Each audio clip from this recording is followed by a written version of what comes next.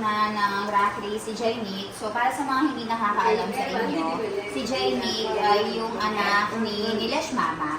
So, dahil inampunan ko ni Nilesh Mama dito, and siya yung gumawa ng mga rituals ko. So, parang kapatid ko na rin si Jainique. So, we will be doing Rackley sa kanya. Jainique, hi Karo! Ay, wife. Brunda.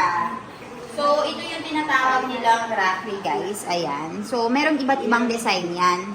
Pero, ito yung napili natin Rackley. So, ibabayad natin sa kanya. And meron tayo ditong combo. First, we will give the blessing.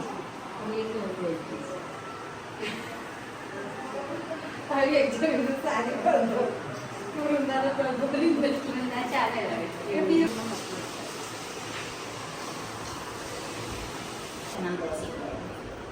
As protection. They have different style for the chokri. See? Mas gasya.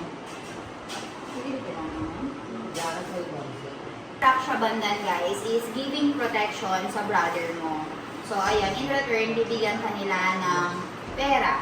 See? They're giving money and then you give protection to the brother. So, that's it.